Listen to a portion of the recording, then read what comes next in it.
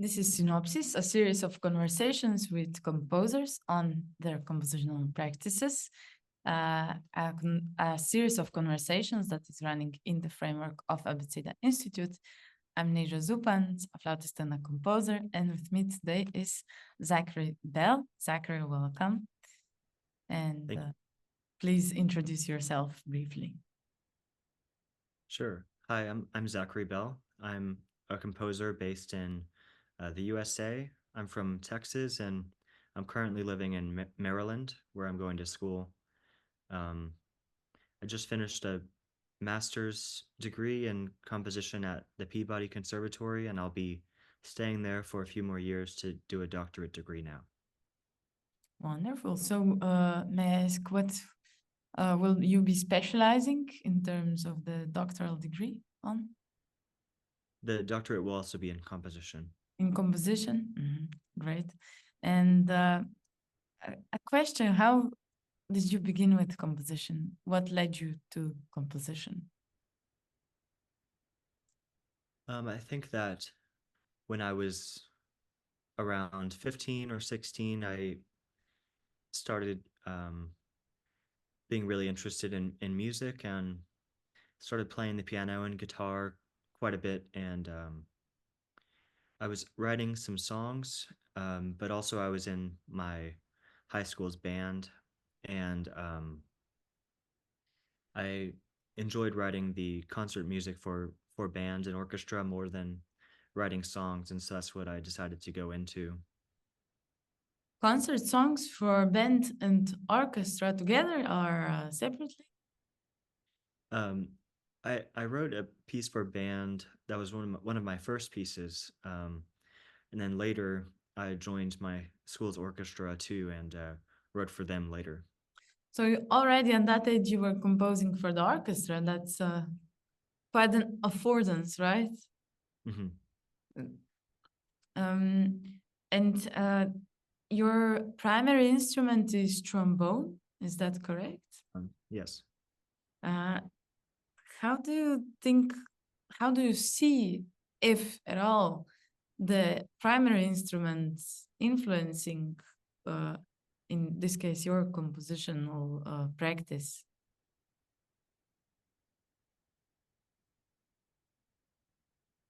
I think that playing a wind instrument is helpful in terms of thinking about the musical phrasing. Sometimes because we have to breathe, maybe thinking of music in terms of naturally occurring lengths rather than maybe beginner composers that are only trained on the piano wouldn't write music that sort of naturally could fit into the human voice or something along those lines. And so maybe I think more melodically as a result of being a trombonist. I'm not sure if that's entirely true, but I think it was a helpful place to start, at least. Right. Do you work with those kind of practical aspects also, or maybe because maybe it's not just practical, but also pertains to what is in, let's say, closer to the nature of the instrument. But how do you work with that consciously, with the practical demands and with the, so keeping that what is practical and what is perhaps does not take that in consideration, but is simply what is a part of the composition? Mm-hmm. I think in the first few years of writing classical music, I was very concerned about making sure everything was very easy to play and fit into each instrument very well. But lately, I've gone more the route of writing what I would like to write, and then having sort of the considerations of what instruments are capable of be more intuitive. And so if there's something that I'm not sure if the instrument's capable of, I'll make sure that they can do it. But it hasn't been something that's really impacted my music as much lately in terms of how I conceive of material. Because there's always these, at least these two aspects of something being, in simple words, easy to perform and quick to prepare. And on the other hand, pushing the boundaries, perhaps also of instrumental practice through composition. For me, I cannot not notice all the non-vibratos I lately see in the scores amongst others in yours, and it's making me think that this is now the place where we can push the boundaries of woodwind performance or of brass performance, because it's surprisingly challenging in long extents. And as a performer, are you still active performing? Yes, I am not playing as much as I did a few years ago, but my friends and I have a new music ensemble. So there's 5 members of the group, and 4 of us are composers who also perform, and 1 of us is just a performer. But I play the trombone in that group, and another participant of this Abeceda Institute is also in my group, Aaron Zimmer, who you interviewed. Oh, okay. Yeah. So how important do you find having your own ensemble to immediately perform your compositions? It's been really nice to have a group that that I feel very close to, and that I know that they'll put in a lot of time and effort into my music. And also we can do workshopping things where I can learn a lot about things that don't work very well and things that do work very well by playing through sections of my own music and learning from that experience, rather than writing a piece and sort of learning about what might not work so well very late in the process when the piece is about to be performed, and then only having the chance to change things sort of after the performance. And so it's been nice to be part of an ensemble where I can sort of workshop some ideas a little bit more. Mm-hmm. And in terms of composition and compositional practice, how do you, if you dedicate thought to this, conceive of anything on a larger scale in terms of your compositional goals, in terms of perhaps a compositional life project? Do you think of that? Do you consider it a part of compositional practice? And how would you, structure it, describe it for a listener? Do you mean larger scale as in a larger scale work, or a larger scale referring to like my career as a composer? Yeah, to your lifetime work as a composer.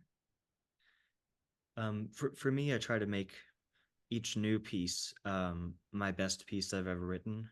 And so I'm not sure if I always achieve that, but I do view my music as constantly getting better. And so in terms of projects, there's not necessarily large projects I'm aspiring to write. Usually I have projects lined up with people who ask me to write music, or maybe I'll set up projects with my friends and write.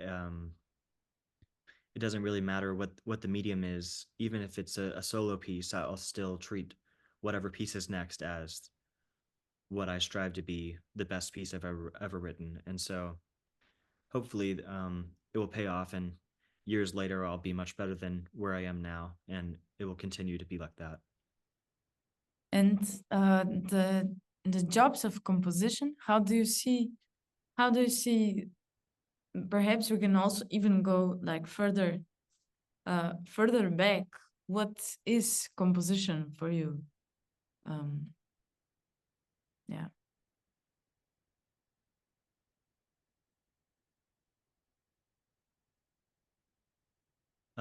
For me, it's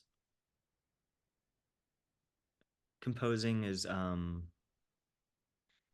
sort of autobiographical in that I feel that my music comes from within or from my own personality, and so it's sort of a way for me to express um, whatever it is I want to express, and there's some sort of internal drive to create for me, and so composition is sort of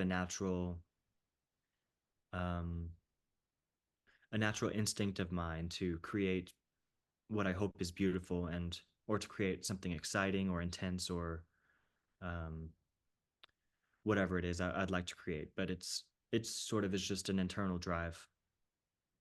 And the beautiful and the arts, perhaps in general, and for this case, composition.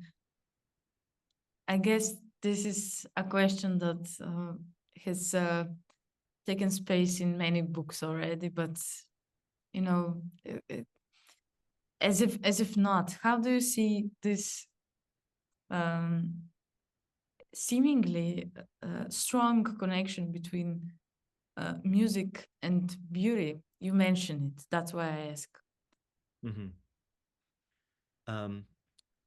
I don't find all music to be beautiful, but I think that at least for me, if I hear something that's beautiful, I can immediately tell something in me knows if something is good or not, basically in terms of beauty. And so when I'm composing music, oftentimes I'll work at material until I'm satisfied with it, and there's just something internally that tells me um, when what I've created is beautiful to me or not. Um, and so I do think that music doesn't have to be beautiful, but a lot of the music that I try to write, I try to make beautiful because I value beauty a lot, and I think that is one of the most satisfying things about music. Mm-hmm. And were you ever curious or thinking what could it be that makes some certain music beautiful? What, or perhaps specifically on your case, what is it that you, through which you want to, or you work to bring beauty out in composition?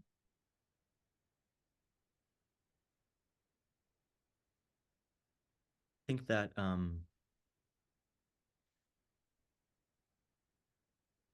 beauty often comes from, well, I'm not really sure entirely. It's more of an intuitive thing for me, but I think that harmony and uh, harmony is very important to me, and melodic ideas or whatever material is at the forefront of a piece can really enhance or deter the music from being beautiful. And so, but I'm not really sure what exactly all of the ingredients are that make something beautiful. It's just more about finding that golden spot in my music when I'm creating it. Yeah, I ask because I wonder of that for my personal compositional practice, because I also find beauty to be something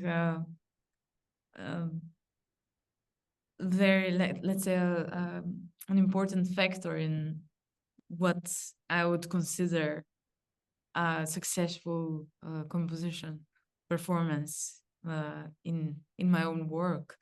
And then I always ask myself, so do I because yes, there's also music that does not have to be beautiful, but perhaps with those musics you can find beauty.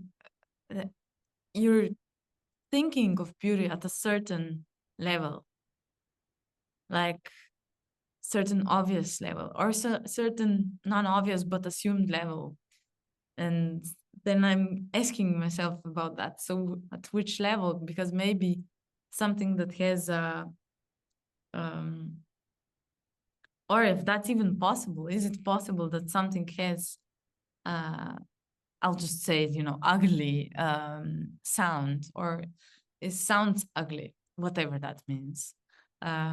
Is it possible it's beautiful at a different level, at a less obvious level?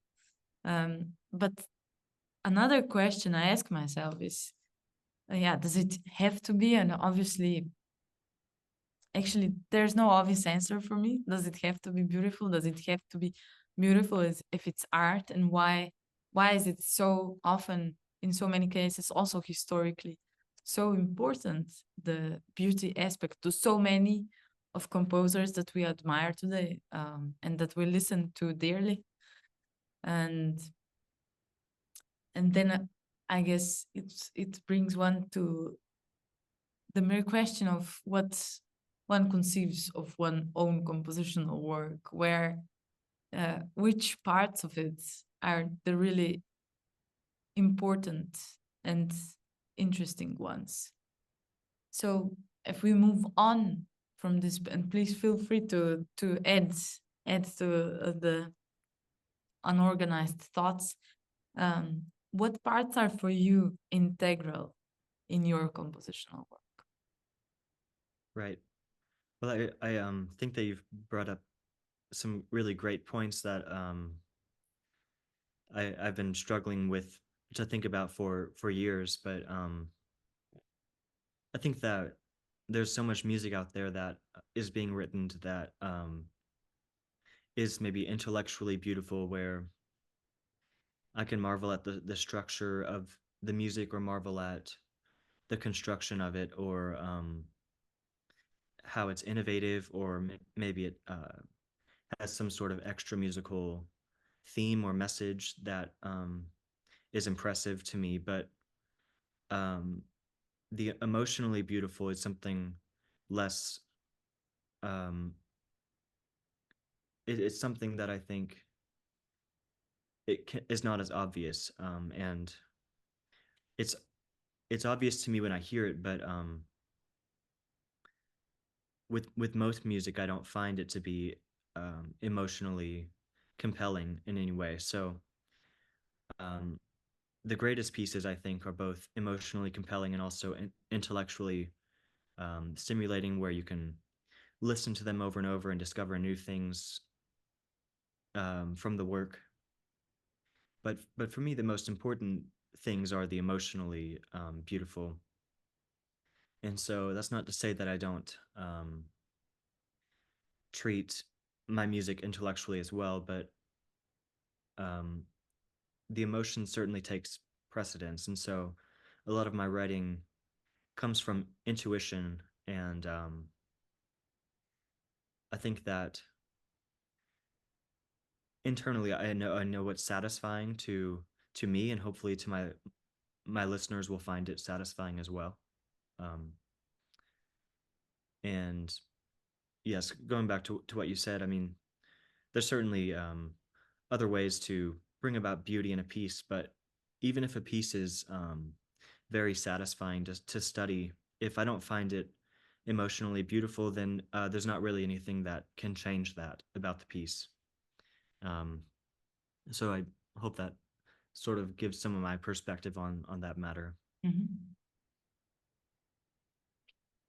And what for you in your practice are perhaps next to this beauty aspects?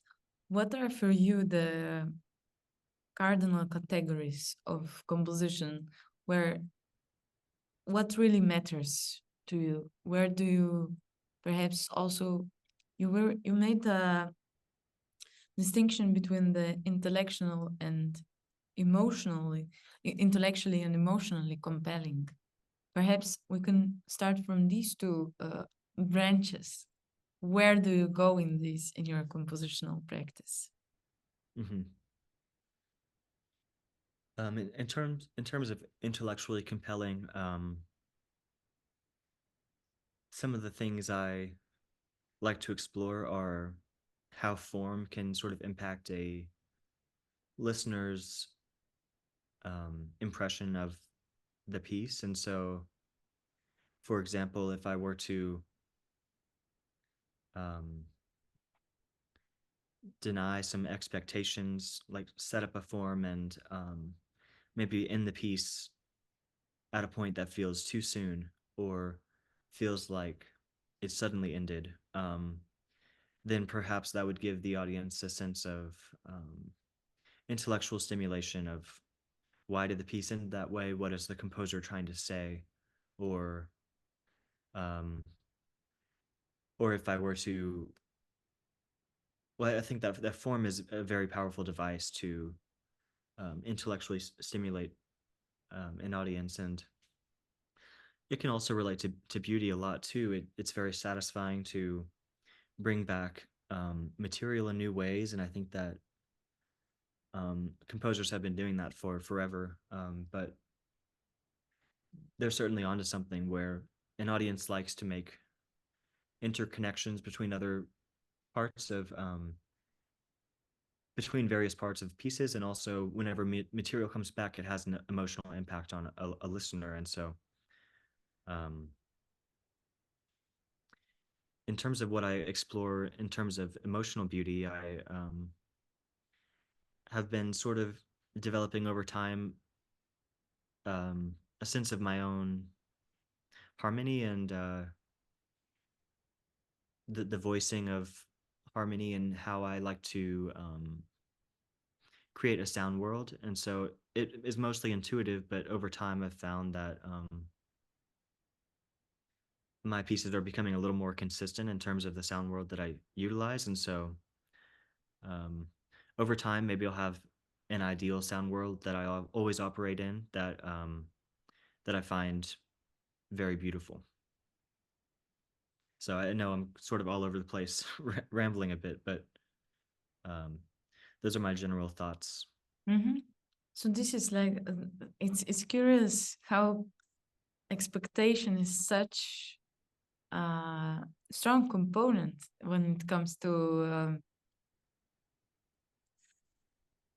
I guess composition and working with it brings me back to in the previous episode there was this theme of human nature and a question of how important it is it it's a question, how important is it for a composer to actually have an in-depth knowledge of human nature on a conscious level. I guess we are all experts when it comes to being a human. Mhm. but but I mean on a conscious level. So because especially when you mention expectation and um we're now addressing expectation of a listener of the performance of a composition, right? Um if you work with that, you need to have a certain awareness of how it works. Um, do you consider, the human nature when, if not else, when considering the reception of your pieces? Mm. I think that that's a good question. I'm not sure if I've consciously thought about it that much, but I certainly consider how I would react to my own music, and it's tough because I'm not sure if I can react the same way other people would react when I've written the piece. But That's probably very unreliable. I'm Right. joking. But I suppose part of trying to write a piece is trying to put myself in the audience's shoes and try to think about timing and the events and what impact they'll have on the audience. And it's tough, but I think that ultimately I sort of trust my own instincts with that. And if I think that something will work really well, then I think the audience it'll probably be somewhat effective for the audience as well. Mhm. But of course, it's always good to, get feedback from teachers and other friends and things. And so that's very useful as well. Yeah, I guess in the end, it comes to simply searching or composing moments that you know will make this effect of someone being excited because being, yeah, uh, hearing something unexpected. And I don't know, it seems to go very when addressing these, because you were mentioning intuition a lot. How do you like how do you work with intuition? Do you see all these components, all this work invested at some point, also analyzing that those intuition based compositional gestures, moves, tools? Do you consider analyzing that at some point? Or do you consider to, consciously address those things? Or you see that's, a different path to work with? Right. I have done just a little bit of that where I've sort of created something and then looked at it and thought, why does this work for me, or why do I like this? And sort of analyzed it from the perspective of harmony or melody or form or whatever. And it's been helpful. It's kind of given me more tools going forward. I have some things that that can lead me to create something effective, maybe more efficiently.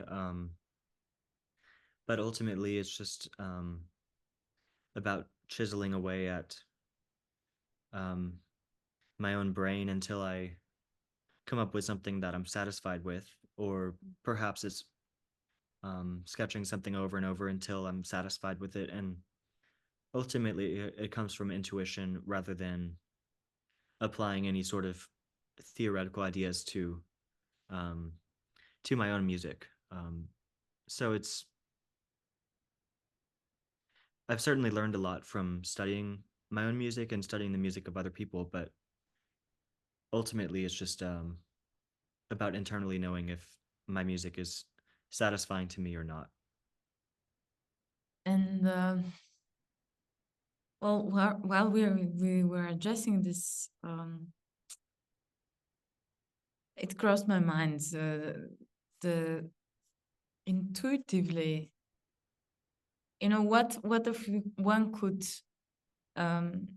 through analysis discover what is intuitively beautiful to someone, based, and if there are differences, which most probably there are, of those intuitive ideas, perceptions of beauty based on geographic location, and probably this is also something that already has a certain amount of theories and speculations behind it, but to be able to realize perhaps that a banal case, that this progression, harmonic progression, is something that the audience in Baltimore accepts really, really positively. And that other one works better for a, a French audience, whatever. Ever That's thought of that? that's a really interesting idea. I've learned a little bit about that, but I can't say that it really applies to my music. Ultimately, I sort of um, in my own primary audience, I suppose, where whatever I like the most is what I'll end up composing. But I do think that there are some things that I've noticed tend to be effective, at least among the audiences I've had, which have been almost entirely American audiences. So, but it would be really interesting to explore and see if other places in the world find things that my peers and I in Baltimore find compelling or not. Mhm. Um, so I noticed that you're also teaching, and I saw that you're teaching ear training. Hmm. Another how important question: how important do you see a good hearing, in a skill of good hearing? Um, Perhaps also something that you can practice to have it at a higher or lower level. How important do you see that in your compositional practice? How much can you apply that skill? Right. It's become much more important over the past 2 years. So before I started my master's degree, I would always write at the piano, and um, and so I think my ears didn't need to be as fully trained. But after starting my master's degree, I've switched to composing just using my brain. Then I'll improvise at the piano as well, but whenever I'm writing, it's just pencil and paper. And so a lot of my composing at this point has been just hearing something in my head and then having to use my skills to figure out what I'm hearing. And so ear training is really helpful for that, or being able to identify rhythms or things like that. And so in terms of ear training just by itself, I think that all musicians should be quite skilled at it. I think it's very useful. For composers, I think um, the product is ultimately what's important. So if a composer writes at the piano um, and they're satisfied with their music, then I don't necessarily think that they need to be able to write away from the piano. For me, it's been helpful though, and so in my case, ear training has been very useful. When it comes to different practices of composition, do you see that there's any kind of universal standard for composition, perhaps even for uh, good composition? I'll just put it like that. Or do you see that one can, or anything else, especially like today, when there is um, so much access to compositional work of people from the whole world, and yeah, how do you see that? Do you see there's one, perhaps, kind of one set of standards everything pertains to, or not, or is there a different view that you work with? Hmm. That's a good question. I think a lot of listeners are looking for different things in music. So a lot of composers, especially at least that I know, really value innovation or um, structure in music, but for me, it's that's not as important. So while they might think that the best way to compose a piece is to have all sorts of interrelationships throughout the piece and have you know show all the capabilities of an instrument, that's not really where I find value in the music. And so for me, good music is music that compels me in some way. And so there's plenty of great music that explores instrument capabilities, of course, but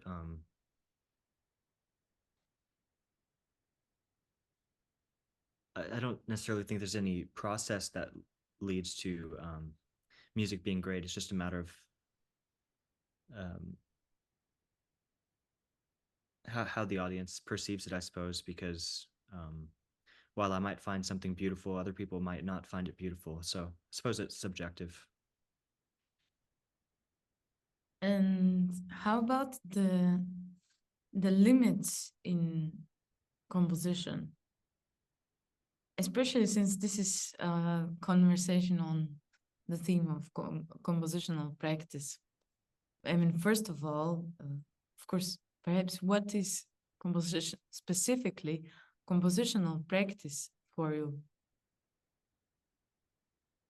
Um,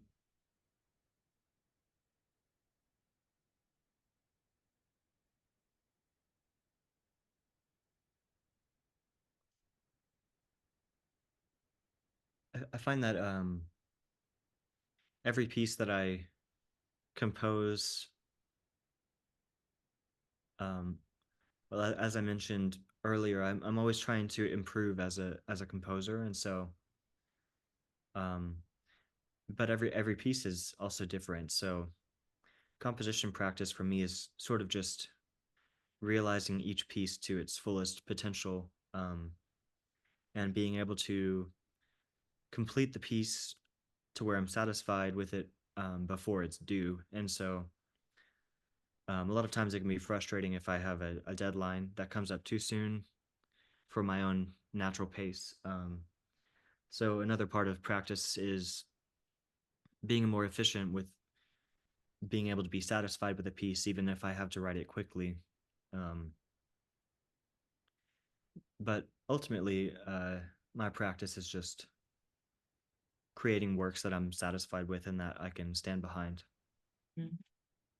And the natural pace, um, it seems, I mean, the way I imagine, and in some extent also everyone factually knows, um, there was already uh, behind many of the master composers of the history, there was a routine or, you know, a certain lifestyle that supported a certain routine. And I see that as, you know, something that produces uh, a possibility to establish a natural pace. Do you work systematically towards achieving it? Um, yes, I have found that I'm most successful in composition whenever I have a sort of a daily routine. Mm. Um, so something I do whenever I am able to is have like 1 o'clock to 4 o'clock every day set aside for composing. It doesn't always work with my schedule. Um, and so I've found that that's very helpful. And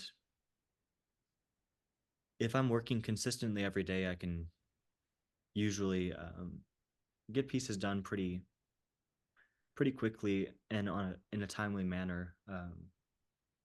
And also just um, composing, sometimes it's good for me to set a timer and work like 30 minutes and then 10-minute break and 30 minutes again. And so that's what I'll do whenever I don't have the 1 o'clock to 4 o'clock time set aside. And that's helpful too, because that's sort of a routine that you can put into any open time in a day. Um, but hopefully, um, for the rest of my career, I'll be able to stick with a routine like that of Mahler or Brahms or so on. Yeah, I think I was reading Beethoven's conversations because at some point he was so deaf that he was communicating in writing. And from that, it was also um, readable that I think every day the same. You know, morning the servant brought coffee, I think, and straight from the bed to composition table for also a couple of hours. I think 3 or 5 or 4, Mm-hmm. and then the errands. Or Right. the rest of the day because he had to walk. So yeah, I mean it's just interesting because it's a very pragmatical part, or let's say a condition that can be achieved in a very practical manner, very simple manner, that however supports one's compositional, one's artistic output in the end, which is fascinating on its own. And before I forgot, and now I remembered a question.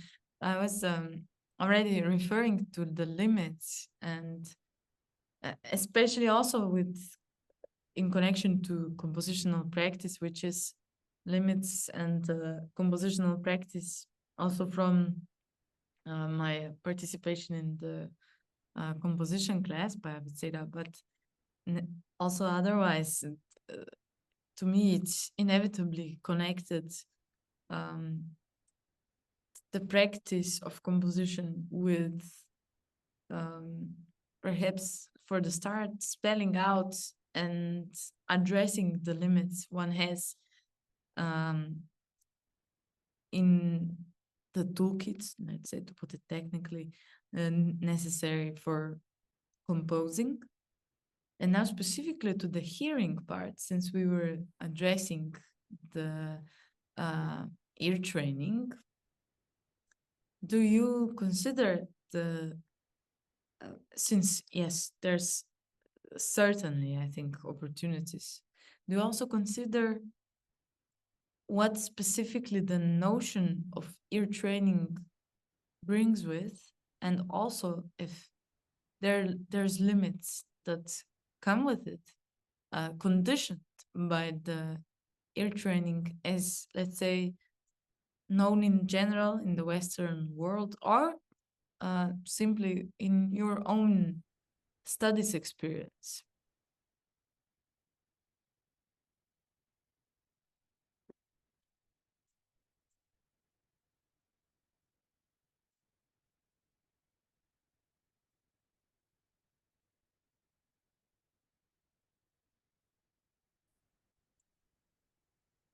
So after a short internet interruption, back to the question in terms of limits, in terms of ear training, as known to you, to perhaps most of the people in Western classical music. How do you treat that? How do you treat that? Mm-hmm. I think that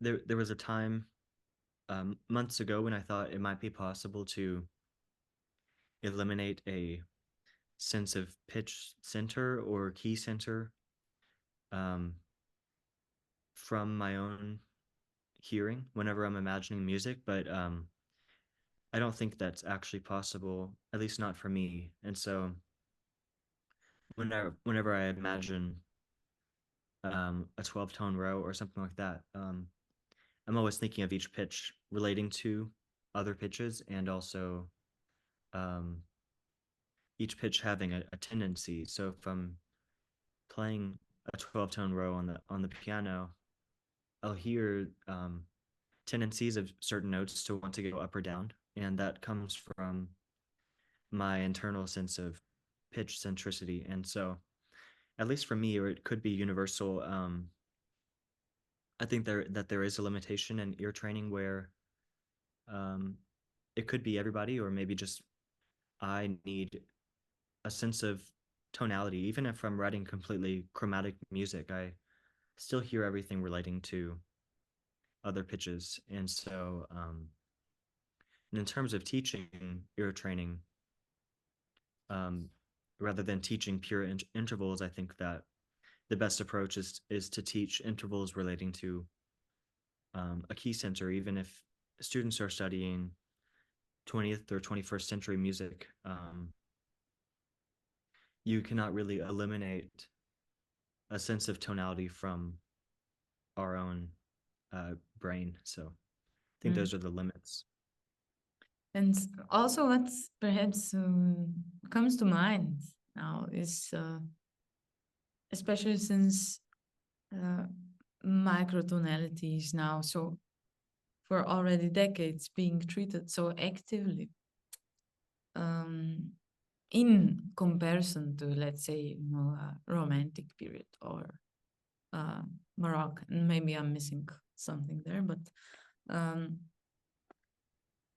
what about the idea of because when studying ear training in Western tradition, already the chromatic scale is a predetermined limit. So when do we set a system, perhaps as composers, that is intended to train, perhaps leaving pitch centricity on the sides, but just the pitch? When we set a system that is made to train pitch, so perception of all pitch is, or at least of more precise pitch, is at disposal after the training. For example, now when hearing an Indian or an Arabic music, for, let's say, myself, a classically trained European instrumentalist, it's not natural or self-evident to recognize the scale, which is perhaps not a scale but a raga, or and because it has notes that are not notes, scale parts that are not a part of the chromatic scale. So since, do you consider that, since being active in that, do you consider what would happen if someone actually presented a model, and maybe this was already done, but it's certainly not widely used. So if someone made a model to study the scale in already microtones, at least eighth and quarter tones, and what limits does not having that actually impose, such as, for example, the conviction that music before was not microtonal, which is not true, because everything, as you said, because of, for example, pitch centricity, because of the tendency of certain pitches in relation to others is to go up or down. Sorry, right. I think long that question. Yeah. no, it's okay. Well, it certainly is dependent on training. So for me, since I've been trained in the Western tradition, I hear microtones, I am not, my own brain does not naturally hear them um, as someone who might have been trained um, in India, for example. Then they would naturally hear microtones when they imagine certain scales. But I do think that pitch centricity is sort of a different story because of the overtone series. So I haven't really been trained in the Arabic or Indian systems of music, but as far as I know, they still do have sort of like a key center, even if they are using microtonal scale degrees. And so I think it all just sort of relates to nature. And also, a lot of my composer friends are getting into just intonation, um, which also is related to nature, but it's so. For example, the septimal in the overtone series, which is the seventh partial, I believe, would be a microtone if it were mathematically placed on a piece of sheet music, but we also can naturally hear it whenever we are sort of exposed to it or trained to hear the overtone series more readily. And so, but all of that is still to say that the pitch centricity sort of remains, where even if we're hearing microtonal pitches such as like the septimal, it's still in relation to the fundamental pitch. And I'm actually not really questioning the pitch centricity being there, but rather, inquiring about a possibility of making a system of ear training that incorporates what is applied in composition. As you mentioned, for example, as instrumentalists, we encounter many many compositional works that includes precise pitch in a sense of sense, and how about what I'm saying is, what if we made a system of ear training that would actually allow one to precisely hear sense precise, and that would be like the evident, the obvious skill sets of an instrumentalist.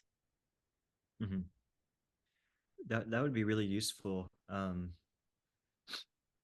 I think that it would be especially useful for contemporary musicians. Like you said, a lot of composers are using microtonal, whether it's equal divisions of the octave or more mathematical, like just intonation, microtonality. It's a skill that a lot of contemporary performers need to be using. So I think a class like that would be really helpful. Personally, I haven't really been trained in it that much, aside from just playing a little bit of just intonation music, and that's been helpful. But I still don't naturally hear quarter tones or anything in my own when I'm trying to compose.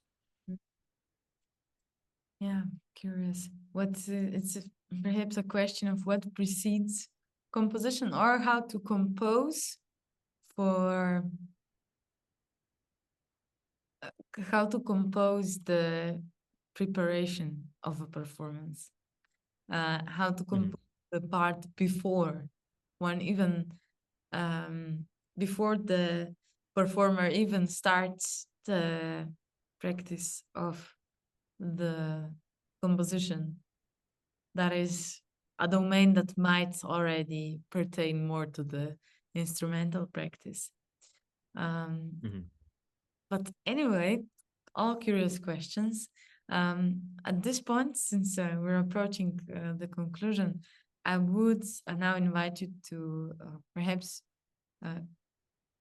address two messages. One for anyone that is despite you being a young composer yourself, anyone, who is considering, perhaps listening to this conversation, considering to begin with composition, or already just starting to compose, any kind of message you would send to them?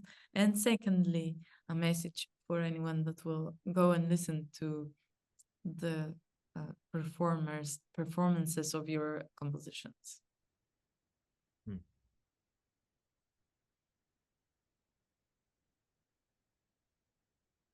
I think that the advice I would have for any composers, which I personally think is valuable, but they certainly don't have to listen, would be to think about what you like about music, and don't be pressured by other people's styles or other people's success to write a certain way, and but to expose yourself to all kinds of music and take what you like from each style and basically just try to compose honest music and genuine music that you yourself like, rather than trying to conform to any sort of trend. And I think that ties into my own piece as well. With the piece that Abaseda will be playing, I really tried to just be completely honest when I was composing it, and I hope that they will find it beautiful and compelling, and will be a thought-provoking piece to listen to.